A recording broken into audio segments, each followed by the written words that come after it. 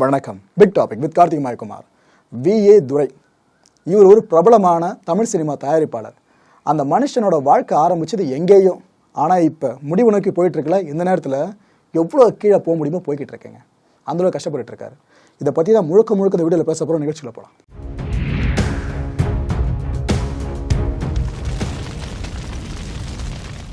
Cinema அப்படின்னு எடுத்துக்கிட்டாலே கோடிகள் பயங்கரமாக புரளும். அதுவும் தயாரிப்பாளர்கள் பயங்கரமாக காசு பார்ப்பாங்க. ஒரு படம் ஹிட் அடிச்சிட்டா போதும், அவங்க அப்படியே இந்த பெட்டை தூக்கி போட்டு பணத்தை கீழே வச்சு அதில் படுத்து தூங்குற அளவுக்கு பயங்கர வசதியாக போயிடுவாங்க. அது இதுன்னு நிறைய இல்யூஷன்ஸ் நம்மளுக்குள்ளே இருக்கும் பார்த்தீங்களா. அந்த இல்யூஷன் எல்லாத்தையும் உடைக்கிற மாதிரி தான் ஒரு ப்ரொடியூசரோட வாழ்க்கை அமைஞ்சிருக்கு. ஸ்க்ரீனில் பார்க்குறீங்களா, கம்பீரமாக ஒருத்தர். ஆனால் இந்த தோற்றம் இப்போ கிடையாதுங்க. அவ்வளோ மோசமாக இருக்கார். இந்த டயபெட்டிஸால் பயங்கரமாக பாதிக்கப்பட்டிருக்காரு. இந்த கால் இருக்குல்ல, கால் பாதத்துக்கு மேலே பார்த்தீங்கன்னா ஸ்கின்னே பெருசாக இல்லை, அப்படியே எலும்பு உள்ளேருந்து தெரியுது. அந்தளவுக்கு காலில் பெருசாக காயம். சக்கரை வியாதின்றதுனாலேயே காயம் பட்டால் சீக்கிரம் ஆறாது இல்லையா, நடக்க முடியல, அவ்வளோ கஷ்டப்பட்டுருக்காரு. ஆக்சுவலாக உடல் ரீதியாக மட்டும் இவர் இந்த கஷ்டப்பட்டுருக்காருன்னு நினைக்காதீங்க. பணம் சுத்தமாக இல்லை ட்ரீட்மெண்ட் பார்க்குறதுக்கு. ஸோ கஷ்டன்றது பெருசாக தான் ஆகிட்டுருக்கோம். ஆனால் இந்த மனுஷன் வாழ்ந்ததை பற்றி சொன்னால் நீங்களே இந்தளவுக்கு நல்ல மனுஷனாப்பா, இவ்வளோ செலவு பண்ணியிருக்காராப்பா, இந்த படத்தில் இவர் தான் ப்ரொடியூஸ் பண்ணார் அப்படின்னு ஆச்சரியப்படுவீங்க. அவ்வளோ விஷயங்கள் பண்ணியிருக்காரு. ஆனால் கடைசி காலங்களில் இவ்வளோ கஷ்டப்பட்டுக்கிட்டு இருக்காரு. இவர் யாருன்னு பார்த்தீங்கன்னா எவர் கிரீன் மூவி இன்டர்நேஷ்னல். பல படங்களில் முன்னாடி ப்ரொடக்ஷன் கம்பெனின்னு இந்த கம்பெனி பேர் தான் வரும். இது ஒரு ஃபிலிம் ப்ரொடக்ஷன் அண்ட் டிஸ்ட்ரிபியூஷன் கம்பெனிங்க. இந்த கம்பெனியோட தலைமை தான் வி.ஏ. துரை அவர்கள். அவர் வேறு யாரும் இல்லை, சாட்சாத் துர்கார் ஸ்க்ரீனில் இவர் தான். இவர் நாகர்கோவிலை சேர்ந்தவர். ஆனால் சென்னையில் தான் இந்த கம்பெனியை நிறுவுறாங்க. எப்போது 2000வது வருஷம் கம்பெனி நிறுவப்படுது. இந்த கம்பெனி தயாரித்த படங்கள்னு எடுத்துக்கிட்டிங்கன்னா ஒரு 8 படங்கள் எடுத்துக்கலாம். அதில் மொதல் படம் 2000வது வருஷம், அதாவது அந்த கம்பெனி ஃபவுண்ட் பண்ணப்பட்டுச்சுல அந்த வருஷம் ஒரு படம் எடுக்கிறாங்க. சத்யராஜ் அவர்கள் நடிப்பில் சக்தி சிதம்பரம் அவர்கள் இயக்கத்தில் வெளிவந்த எண்ணமா கண்ணு. இதுக்கப்புறம் 2001வது வருஷம் லூட்டி படம். இந்த படத்துக்கு இயக்குனர் பார்த்தீங்கன்னா பரமேஸ்வர், நடிகர் சத்யராஜ் அவர்கள், அவர் தான் லீடாக பண்ணியிருப்பார். அதே 2001 லவ்லின்ற படம். இந்த படத்தில் ஹீரோவாக நடிச்சிருந்தது நவரச நாயகன் கார்த்திக் அவர்கள். இந்த படத்தை இயக்குனது சக்தி சிதம்பரம் அவர்கள். 2001 2 படம். அப்போ எந்த அளவுக்கு ஃபினான்ஷியலாக கொஞ்சம் வெயிட்டாக இருந்திருப்பாங்க பாருங்கள் அந்த டைமில். 2002வது வருஷம் விவரமான ஆள். இந்த படத்தில் லீட் ரோலில் சத்யராஜ் அவர்கள் பண்ணியிருப்பாங்க. இந்த படத்தை எடுத்தது செல்வ பாரதி அவர்கள். 2003வது வருஷம் பிதாமகன். உலகம் முழுக்கவே பாலான்ற இயக்குனரோட திறமையை பறைசாட்டின படம் இதுதான். நடிப்பு அசுரர்கள் அப்படின்னு 2 பேருக்கு பெரிய பெயர் வாங்கி கொடுத்த படம் இதுதான்.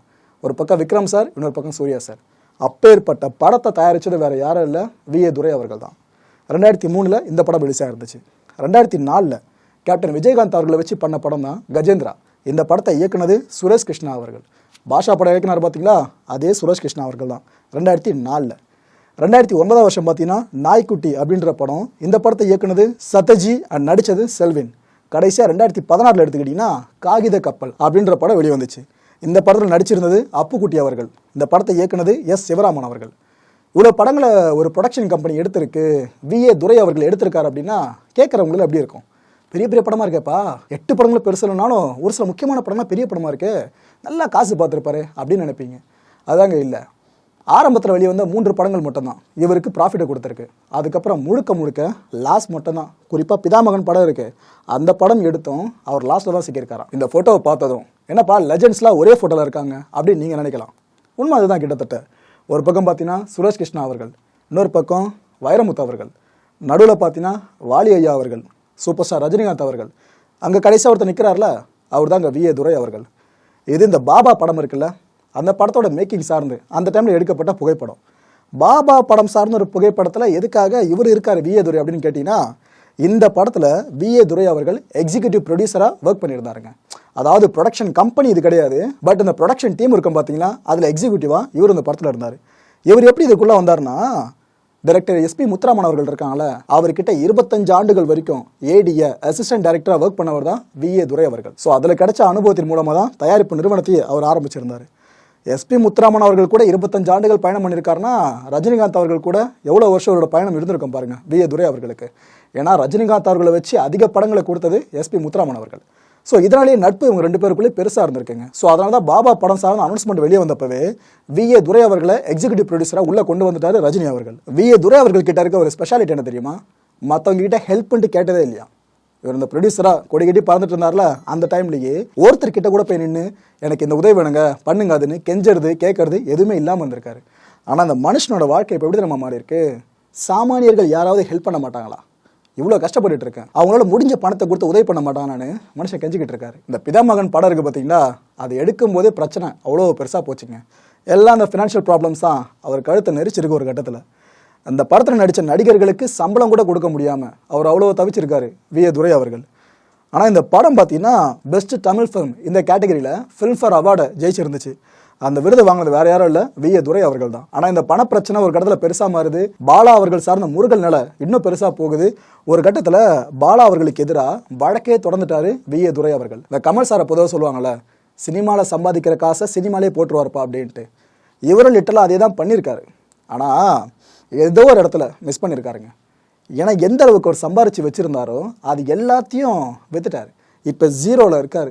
பெரிய பெரிய படங்களை கொடுத்த ஒரு தயாரிப்பாளர் ஜீரோவில்.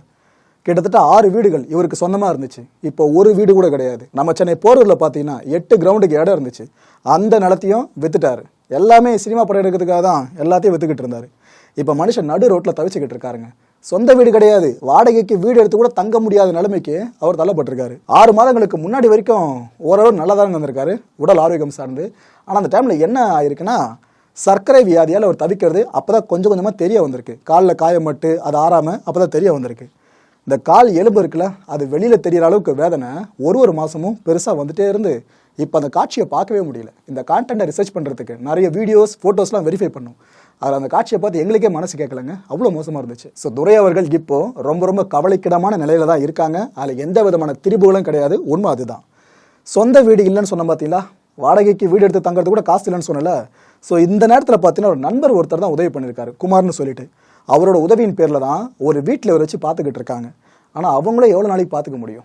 ஏன்னா அவங்களும் ஃபினான்ஷியலாக வெயிட்டான ஃபேமிலி கிடையாது. இந்த மாத சம்பளம் வாங்கிட்டு குடும்பத்தை ஓட்டுவாங்களா, அப்பேற்பட்டவங்க தான். அவங்க தான் இவரை இப்போ தூக்கி சுமந்துக்கிட்டு இருக்காங்க. இவருக்கு ஆரம்பத்தில் ட்ரீட்மெண்ட் கொடுக்கப்படுச்சிங்க ஹாஸ்பிட்டலில். அந்த டைமில் ஹாஸ்பிட்டல் பில்லை பே பண்ணுறதுக்கு அலையோலைன்னு அலைஞ்சிருக்காங்க. அப்போ நிறைய பேரை கை வச்சிருக்காங்க.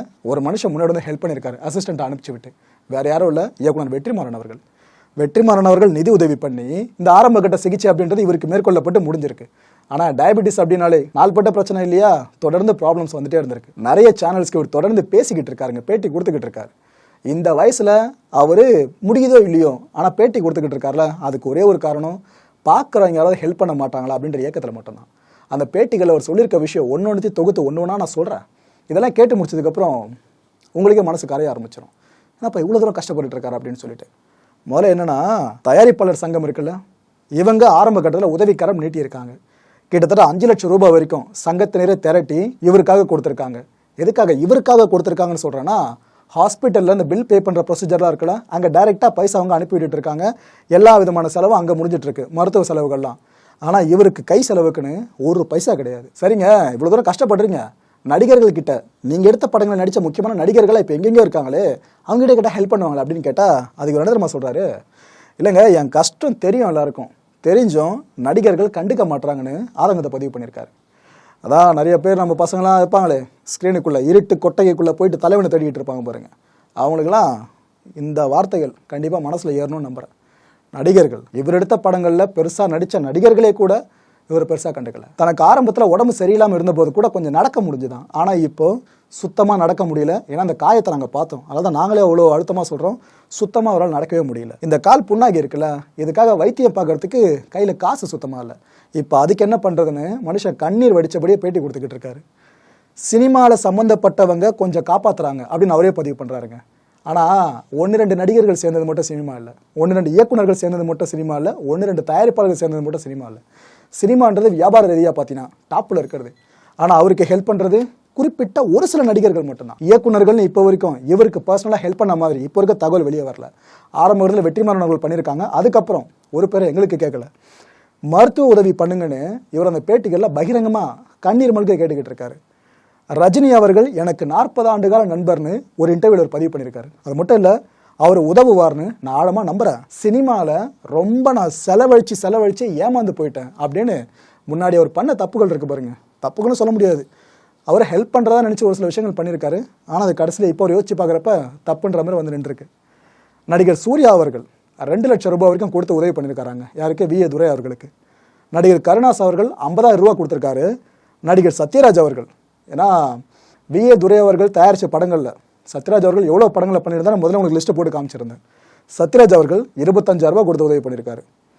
மற்ற நடிகர்கள் எடுத்துக்கிட்டிங்கன்னா சின்ன உதவி கூட பண்ணலையா, ஒரு பைசா கையிலேருந்து அவிழ்க்காமல் இருந்திருக்காங்க. நடிகர் விக்ரம் அவர்கள் இருக்காங்களா, ஏன்னா பிதாமகன் படம் வெளியாகாமல் இருந்திருந்தா விக்ரம் அவர்களுக்கு பெரிய பிரேக் ஒன்று கிடச்சிருக்காது. ஆனால் அப்பேற்பட்ட நடிகர் விக்ரம் அவர்களை இவர் கான்டாக்ட் பண்ண எவ்வளவோ ட்ரை பண்ணுறாராம், ஆனால் அவரை ரீச் பண்ணவே முடியலையா. இந்த வீடியோவை விக்ரம் தரப்பினர் யாராவது பார்த்தீங்க அப்படின்னா தயவு செஞ்சு ஒரு காதுக்கு இந்த விஷயத்தை கொண்டு போங்க. ஓகே, பிதாமகன் படம் இருக்குல்லங்க, இந்த படத்தை ஹிந்தியில் பண்ணுறது சம்மந்தமாக அப்போ பேச்சு நடந்திருக்கு. சல்மான் கான் அவர்களை வச்சு பண்ணுறதுக்கு பேச்சு பெருசாக போயிட்டு இருந்திருக்கு. அந்த நேரம் மட்டும் என்ன இருக்குன்னா, இயக்குனர் பாலா கிட்ட இந்த புது படம் பண்ணலாம் அப்படின்னு சொல்லிட்டு 25 லட்சம் ரூபாவை துரை அவர்கள் கொடுத்துருக்காங்களாம். இதுக்கப்புறமா படம் பெருசாக எதுவுமே செல்ஃப் எடுக்கல, ஆரம்பிக்கவே இல்லை. சரின்ட்டு கொடுத்த காசை திரும்ப கேட்டிருக்காராம். அப்போ பாலா அவர்கள் என்ன சொல்லியிருக்காராம், இல்லைங்க நான் படத்துக்காக உங்ககிட்ட பணமே வாங்கலையே அப்படின்னு சொல்லிட்டு இருக்காராம். இவருக்கு ஷாக்கு. அப்போ பாலா அவர்கள் என்ன விளக்கம் கொடுத்துருக்காருன்னா, பழைய செட்டில்மெண்ட் இருந்துச்சுல பேலன்ஸு, நீங்கள் எனக்கு கொடுக்க வேண்டியது அவ்வளோதாங்க, அதை தான் கொடுத்துருக்கீங்க அப்படின்னு சொல்லிட்டு இருக்காராம். இவரும் சரின்ட்டு இயக்குனர் பாலா அவர்கள் ஆஃபீஸ்க்கே தேடி போயிருக்காராம் துரை அவர்கள். போனப்போ அங்கே புறக்கணிப்பு மட்டும்தான் அவர் ஃபேஸ் பண்ண நேரிட்டு இருக்கான். அங்கே ஆஃபீஸ்லேருந்து அனுப்பிட்டாங்கன்னா மனுஷன் அந்த மன வழியிலே வந்துட்டு இருக்காரு. அந்த பணம் கொடுக்கல் வாங்கல் சம்மந்தமாக ஒரு விஷயம் பெருசாக எழுதுனா பஞ்சாயத்தில் நடக்கும். இந்த ப்ரொடியூசர் கவுன்சில் கூட பஞ்சாயத்து உட்கார வைப்பாங்க. அப்பேற்பட்ட பஞ்சாயத்து நடந்துச்சா இல்லையா? அப்படி நடந்திருந்தா அதோட முடிவு என்ன? ஏன்னா ஒவ்வொரு இன்டர்வியூலையும் துரை அவர்கள் சார் எனக்கு கொடுத்த பணத்தை பாலா சார் திரும்ப கொடுத்தா போதும் சார் இதை தான் கேட்டுக்கிட்டு இருக்காரு. அப்போ என்னதான் உண்மை, எங்கே இடிக்குது, யார் மேலே தப்பு இருக்கு? அவர் அட்வான்ஸ் தந்ததுக்கான பேங்க் ஸ்டேட்மெண்ட் இருக்குல்ல, இது ஆதாரமாக வச்சிருக்காராம் துரை அவர்கள். எனக்கு பாலாவோட சொந்த பணம் வேண்டாம், நான் அவர் கொடுத்த பணம் இருக்குல்ல அது மட்டும் அவர் எனக்கு இப்போ கொடுத்தா போதும், நான் இவ்வளோ கஷ்டப்பட்டு இருக்கேன், ஏன்னா நான் எவ்வளோ நாள் இருக்க போகிறேன்னு தெரியல, வயசாகிடுச்சு, எனக்கும் காலில் புண்ணு, நடக்க முடியல, அந்த பணம் கையில் வந்தால் கூட எனக்கு ஓரளவுக்கு போதுங்க, மருத்துவ செலவுக்கு பார்த்துப்பேன்னு துரை கேட்டுக்கிட்டு இருக்காரு. தயாரிப்பாளராக இருந்தப்ப நான் நிறைய பேருக்கு உதவி பண்ணேன், ஆனால் எனக்கு உதவுறதுக்கு இப்போ யாருமே இல்லைன்னு சொல்கிறாருங்க. எந்த அர்த்தத்தில் தெரியுமா யாருமே இல்லைன்னு சொல்லி மென்ஷன் பண்ணுறாரு? ஏன்னா உங்களுக்கு ஒரு சந்தேகம் வந்திருக்கும், ஏப்பா குடும்பம் இருக்குமே ஹெல்ப் பண்ணுவாங்களேன்னு. இவருக்கு 2 மகள்கள், ஆனால் அவங்களும் இவரை கேர் பண்ண ரெடியாக இல்லையா. ஏன்னா மருத்துவ செலவு அதிகமாகும் பார்த்தீங்களா, அவங்களும் சம்பாதிக்கிறது கஷ்டப்பட்டு இருக்காங்களாம். ஸோ இவரை வச்சு இப்போ நம்மளால் எதுவுமே பராமரிக்க முடியாதுன்னு அவங்களும் கிட்ட கூட வரலையாங்க. எவ்வளோ கொடுமை இல்லைங்க அவரோட லைஃபு. எப்படி ஆரம்பித்தவர் கடைசியில் வாழ்க்கையோட இறுதி தருவாயில் எதை நோக்கி போயிட்டுருக்காரு பாருங்க. நாம் நிறைய பிரபலங்களை இன்டர்வியூ பண்ணுவோம்ல, அதில் ஒருத்தரை மறக்கவே முடியாது, கே. ராஜன் அவர்கள். தயாரிப்பாளர்கள் சந்திக்கிற நிறைய ப்ராப்ளம்ஸை பற்றியும் அவங்களுக்கு இருக்கிற நிறைய சவால்களை பற்றியும் ஓப்பன் ஸ்டேஜில் ஓப்பனாக பேசுகிற ஒரு கட்ஸ் இருக்கிற ஒரு ப்ரொடியூசர் பார்த்தீங்கன்னா கே. ராஜன் அவர்கள். இவர்கிட்ட நம்ம பலமுறை இன்டர்வியூ எடுத்திருக்கோம். அப்போலாம் அவர் திரும்ப திரும்ப திரும்ப சொல்லுவார் மேடைகளில் சொல்கிறது, ஏன்ப்பா இது போல் தயாரிப்பாளர்கள் நிலைமை ரொம்ப மோசம்ப்பா, இவ்வளோ கஷ்டம் இருக்குப்பா, இவ்வளோ கஷ்டம் இருக்குப்பான்னு சொல்லிட்டே இருப்பார். இது டெம்ப்ளேட்டடான வார்த்தைகளாக மாறவே பல பேர் இது சீரியஸாக எடுத்துக்கல. ஏன்னா தயாரிப்பாளர் படம் எடுத்து பயங்கரமாக சம்பாதிக்க போகிறாங்க, இந்த படத்தில் விட்டு அடுத்த படம் சம்பாதிக்க போகிறாங்க, இப்படியே தான் சொல்லிக்கிட்டு இருந்தாங்க. ஆனால் துரை அவர்கள் கதை இப்போ வெட்ட வெளிச்சமாக இருக்குல்ல, இதை பார்க்குறப்ப நமக்கே யோசிக்க தோணுது. So K. ராஜன் அவர்கள் அவ்வளோ சொன்ன விஷயங்கள் உண்மைதான் போல இருக்குன்னு சொல்லிட்டு, மக்களே இந்த கான்டென்ட்டை பொறுத்த வரைக்கும் நாமெல்லாம் சிந்திக்க வேண்டிய முக்கியமான சில விஷயங்களில் முதன்மையான விஷயம் என்னென்னு பார்த்தீங்கன்னா, இந்த வீடியோவை நிறைய டாக்டர்ஸ் பார்த்துக்கிட்டு இருப்பீங்க, இதே வீடியோவை நிறைய பணம் படைச்ச நபர்கள் பார்த்துக்கிட்டு இருப்பீங்க. உங்களால் முடிஞ்ச அவருக்கு உதவி பண்ண முடியுங்க. இந்த கான்டென்ட்டோட நோக்கமே முடிஞ்ச அளவுக்கு நீங்கள் இவருக்கு உதவி பண்ணுங்கள், அது மட்டும்தான். ஏன்னா பர்சனலாக எங்களுக்கு மெயில் அனுப்புகிறவங்க, மெசேஜ் அனுப்புகிறவங்க நிறைய பேரும் பார்த்தீங்கன்னா பிக் ஷாட்ஸாக இருக்காங்க. இந்த நீதிபதிகள் வட்டாரத்தை சேர்ந்தவங்களாக இருக்காங்க, புகழ்பெற்ற வழக்குரைஞர்களாக இருக்காங்க, அண்ட் புகழ்பெற்ற சினிமா நட்சத்திரங்களாக இருக்காங்க, நல்ல பணம் படைச்ச தொழிலதிபர்களும் இருக்காங்க. எங்களுக்கு அவங்க கிட்ட இருந்து எதுவுமே வேண்டாம். ஆனால் இது போல் கஷ்டப்பட்டு இருக்காங்களே, ஏன்னா இவரை நான் கை காட்டுறது, இவரை மாதிரி நீங்கள் ஹெல்ப் பண்ண ஆரம்பிச்சிட்டிங்கன்னா இன்னும் நிறைய பேருக்கு உதவிகள் செய்யலாம். போகிற காலத்தில் எதை கொண்டு போக போகிறோம், ஒரு பைசா கூட கிடையாது. ஏன்னா பூமரங்கள் மாதிரி பேசுகிறேன்னு நினைக்காதீங்க, ஓப்பனாக சொல்கிற விஷயத்தை அவ்வளோதான். இவருக்கு உங்களால் முடிஞ்ச உதவியை தாராளமாக பண்ணுங்கள். இன்னொரு கேள்வி கேட்கலாம், உதவி பண்ணனா பேங்க் டீட்டெயிலாம் கொடுத்தா தானே பண்ண முடியும்னு. ஆக்சுவலாக அந்த ரிஸ்க்கை நாங்கள் எடுக்கவே விரும்பலைங்க. ஏன்னா நாங்கள் இது போல் விஷயத்த நல்ல எண்ணத்தில் பேங்க் அக்கௌண்ட்லாம் கூட கொடுத்து ஒரு சிலர் அதில் போடுங்கன்னு சொல்லுவோம். ஆனால் கடைசியில் எங்களுக்கே ஸ்கேம் முத்திரை குத்துவாங்க. அதுக்குள்ளே அதில் தான் நாங்கள் போக விரும்பலை. சம்மந்தப்பட்டவங்களுக்கு உங்களால் முடிஞ்சால் நேரடியாக உதவி பண்ணுங்கள், அது ஒன்று போதும். எங்களால் தூண்டி மூட தான் விட முடியும் உங்களை உதவி பண்ணுறதுக்கு. மற்றபடி அந்த உதவியை பண்ணலாமா இல்லையா, எப்படி பண்ணலான்றதை நீங்களே முடிவு பண்ணுங்கள். இன்கேஸ் ஜென்யூனா யாராவது எங்ககிட்ட கேட்டிங்க, இது போல இவருக்கு மருத்துவ உதவி பண்ணுறதுக்கோ இல்லை நிதி உதவி பண்ணுறதுக்கோ யாரா கேட்குறீங்க அப்படின்னா அந்த டைமில் நாங்கள் நம்பரை தேடி கொடுக்குறோம். இதுக்கு நாங்கள் கேரண்டி. ஓகே, ரெண்டாவது சிந்திக்க வேண்டிய விஷயம், சினிமா போதை இருக்குல்ல, போதை இதில் அழிஞ்ச முக்கியமான நபர்கள்னு பல பேர் இருக்காங்க. ஆனால் நாம் என்ன பண்ணுறோம், லட்சக்கணக்கில் அழிஞ்சிருப்பாங்க பார்த்தீங்களா, அவங்கள பெருசாக கேர் பண்ண மாட்டோம். ஆனால் ஒருத்தர் மட்டும் ஜெயிச்சிருப்பார், கோடியில் ஒருத்தர், அவரை பார்த்துட்டு இதான்பா சினிமா, அவ்வளோதானா, நல்லா சம்பாதிக்கலாம், இதெல்லாம் பண்ண அப்படின்ட்டு உள்ளே ஈஸியாக வந்துடும். ஆனால் சினிமா போதையோட இன்னொரு உச்சகட்ட கொடூர முகம்தான் இவருக்கு ஏற்பட்டிருக்க இந்த நிலை. ஸோ இதை பாருங்கள், சினிமான்ற மோகத்துக்குள்ளே உள்ளே போய் ஆட்கொள்வாங்களா பல பேரும், உள்ளுக்குள்ளே நிறைய ப்ராப்ளம்ஸ் இருக்கும், பாலிடிக்ஸாக இருக்கும். அதெல்லாம் மனசில் வச்சுக்கிட்டு எப்படி நீங்கள் உள்ள பயணத்தை மேற்கொள்ளுதுன்னு முடிவு பண்ணுங்கள். ஸோ சினிமாவுக்கு இன்னொரு முகம் இருக்குது, அது இப்படி தான் இருக்கும். மூணாவது சிந்திக்க வேண்டிய விஷயம், சினிமா சங்கங்கள் இருக்குல்ல, நடிகர் சங்கம், தயாரிப்பாளர் சங்கம், இயக்குனர் சங்கம், இன்னும் எக்ஸட்ரா நிறைய சங்கங்கள் இருக்குல்ல, அவங்க எந்த அளவுக்கு ஃபண்டை ரிசர்வாக வச்சுருப்பாங்க இப்போ வரைக்கும் புரியல. ஏன்னா இது ஃபர்ஸ்ட் டைம் கிடையாதுங்க. சினிமா உலகத்தை சேர்ந்தவங்க கஷ்டப்படுறோன்னு பகிரங்கமாக சொல்கிறது இது ஃபர்ஸ்ட் டைம் கிடையாது. நிறையா பேர் சொல்லியிருக்காங்க, நிறையா பேரும் நாமளே அதை பற்றி நிறைய வாட்டி பேசியிருக்கோம், யாரெல்லாம் என்னென்ன சொல்லியிருக்காங்கன்னு சொல்லிட்டு. அவங்க தொடர்ந்து ஹெல்ப் கிடைக்கலன்னு சொல்லிட்டே இருக்காங்கன்னா அப்போ உண்மையிலே ஹெல்ப் கிடைக்கலன்னு தான் அர்த்தம். ஏதோ ஆரம்பத்தில் ஒரு ஃபார்மாலிட்டிக்கு ஒரு 2 லட்சம் 3 லட்சம் கொடுத்து செட்டில் பண்ணிட்டு ஏன்பா இதுக்கப்புறம் வராது அப்படின்ட்டா அதுக்கு பேர் ஹெல்ப்பா? ஏன்னா சாமானியர்களுக்கு எதனா பிரச்சனைனா இது போல் சினிமா சங்கங்களை சேர்ந்தவங்க ஹெல்ப் பண்ணணும் எந்த அவசியம் கிடையாது, யாரும் கட்டாயப்படுத்தலை, அவங்க நினச்சா பண்ண போகிறாங்க. ஆனால் சினிமா உலகத்தில் இருக்கிறவங்களுக்கே சினிமா உலகத்தை சேர்ந்தவங்க ஹெல்ப் பண்ண முன் வர மாட்டாங்க அப்படின்னா இது என்னத்தை சொல்கிறது? ஏன்னா நிஜ வாழ்க்கையில் எப்படி இருந்துட்டு படத்தில் மட்டும் பார்த்தீங்கன்னா எல்லாருக்கும் உதவி பண்ணுங்க, எல்லாருமே மனிதத்தை போட்டுருவோம், அது இதுன்னு வசனங்களை பேசிக்கிட்டு இருக்கிறது. நான் சிந்திக்க வேண்டிய விஷயம், விஜயகாந்த் சார் அவர்கள் இருக்காங்களே, அவரை சினிமா இழந்ததை நினச்சி இப்போ ஒட்டுமொத்த கலைஞர்களை வருத்தப்படுவாங்க, மாற்று கருத்தே இல்லை. ஏன்னா அவர் இருக்கும்போது தான் கடன் அடைச்சிருந்தார், நடிகர் சங்க கடனை. அவர் இருக்கும்போது தான் நிறைய நலிவுற்ற கலைஞர்கள் மேலே கொண்டு வந்திருந்தார். அவர் இருக்கும்போது தான் சினிமா நடிகர்கள் மீதான மரியாதையை மக்களுக்கு அதிகரிச்சிருந்துச்சு. அந்த மனுஷன் இப்போ நடமாட கூட முடியாமல் ஒரு பக்கம் ஒட்டுமொத்தமாக ஒதுங்கி இருக்க மாதிரி இருக்கு. ஸோ அவரோட அருமை இப்போ தாங்க புரியுது. அவர் இருந்திருந்தால் மேபி இவருக்கு உரிய நிதி இந்த சங்கங்கள் மூலமாக கிடைச்சிருக்கலாம் போல இருக்கு. இந்த கான்டென்ட்டோட நோக்கம் குத்தி காட்டணுன்றது கிடையாது, இவருக்கு உதவி பண்ணிட்டு இதுக்கப்புறம் சினிமாவை சேர்ந்த யாருக்காவது பிரச்சனைனா உதவி பண்ணுங்க. ஏன்னா முதல்ல நாம ஒழுங்காக இருக்கணும், அதுக்கப்புறம் தான் அறிவுரையை மற்றவங்களுக்கு கொடுக்கணும். அடுத்த நிகழ்ச்சியை சந்திக்கலாம். நன்றி, வணக்கம்.